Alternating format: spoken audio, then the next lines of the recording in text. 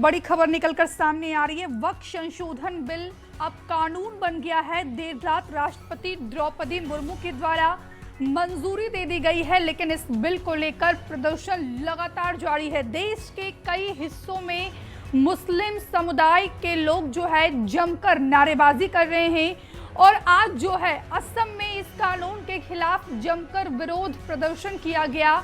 असम में वक्फ कानून को लेकर मुस्लिम समुदाय के लोग सैकड़ों की संख्या में सड़कों पर उतरे और इसे जो है अल्पसंख्यकों के हक का जो है उल्लंघन बताया है। ये तस्वीरें हम आपको दिखा रहे हैं देश के अलग अलग हिस्सों से जो सामने आ रही है। यहाँ पर मुस्लिम महिलाएं भी आपको नजर आ रही होंगी, जिनका कहना है कि ये बिल जो है मुसलमानों के अधिकार को छीनेगा, मुसलमानों के अधिकार को प्रभावित करेगा।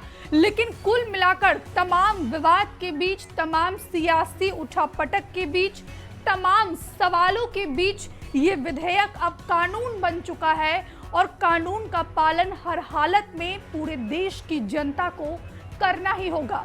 और ये क्लियर भी किया था केंद्रीय गृह मंत्री अमित शाह ने देश के दोनों सदनों में, जब विपक्ष ने इस कानून को लेकर सवाल खड़े किए थे और विपक्षी पार्टियों ने कहा था कि मुस्लिम समुदाय के लोग इस कानून को नहीं मानेंगे, तो जिस पर केंद्रीय गृह मंत्री अमित शाह ने पलटवार किया।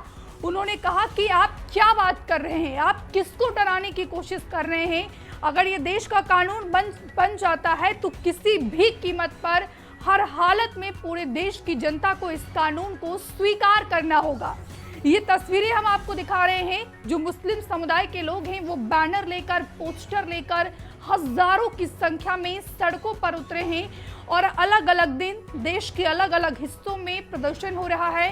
रिजेक्ट वक्फ बिल के यहाँ पर पोस्टर आपको नजर आ रहे होंगे और बाकायदा पुतला भी जलाया गया है। लेकिन तमाम विवाद के बीच ये बिल अब कानून का रूप ले चुका है। राष्ट्रपति द्रौपदी मुर्मू ने इसको मंजूरी दे दी है।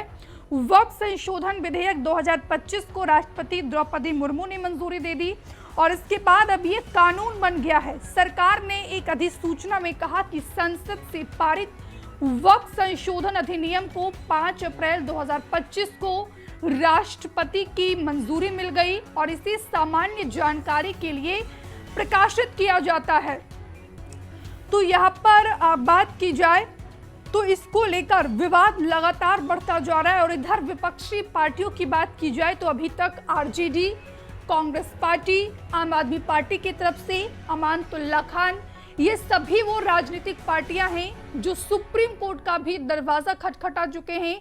असदुद्दीन ओवैसी भी सुप्रीम कोर्ट पहुंचे हैं। ऐसे में सुप्रीम कोर्ट में इस पूरे मसले पर कब सुनवाई होती है, कोर्ट के द्वारा क्या फैसले लिए जाते हैं, क्या टिप्पणी की जाती है, ये फिलहाल देखना बेहद महत्वपूर्ण होगा। यहाँ पर बात की जाए तो राज्यसभा में लंबी बहस के बाद जो है इसे पारित किया गया, जिसमें सत्ता पक्ष और विपक्ष के बीच तीखी नोकझोंक हुई थी। राज्यसभा में विधेयक पर करीब 14 घंटे तक बहस हुई और पक्ष में 128 और विरोध में 95 वोट पड़े, जिसके बाद इसे देर रात पारित किया गया।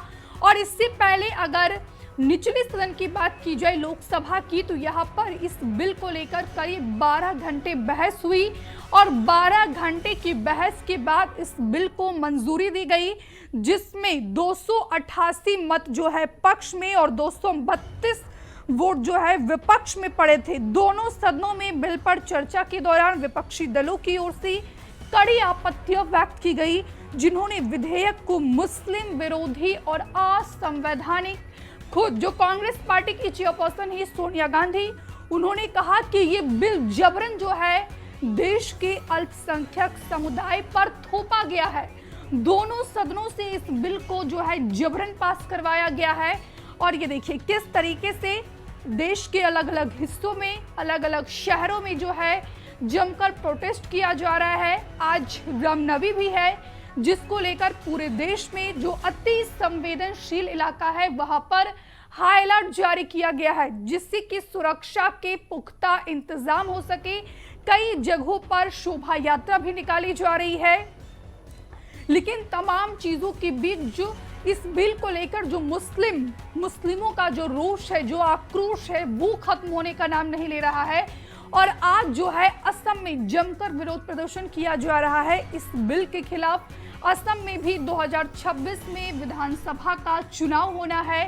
फिलहाल अगर असम की बात की जाए तो वहां पर भारतीय जनता पार्टी की सरकार है।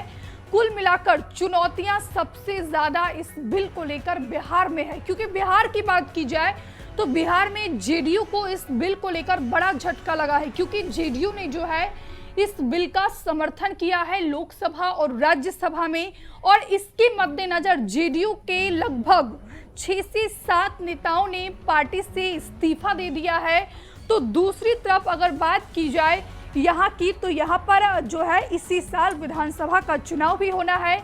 मुस्लिम वोट भी हर पार्टी को चाहिए, तो क्या इस बार जो मुस्लिम वोटर जो एकीकृत होकर वोट डालेंगे वो आरजेडी को पड़ेगा, ये फिलहाल देखना बेहद महत्वपूर्ण होगा। लेकिन तमाम विवादों के बीच जो है ये बिल अब कानून का रूप ले चुका है। हमसे जुड़े रहने के लिए हमारे YouTube चैनल को सब्सक्राइब करें और नई वीडियो की नोटिफिकेशन के लिए बेल आइकॉन को दबाएं।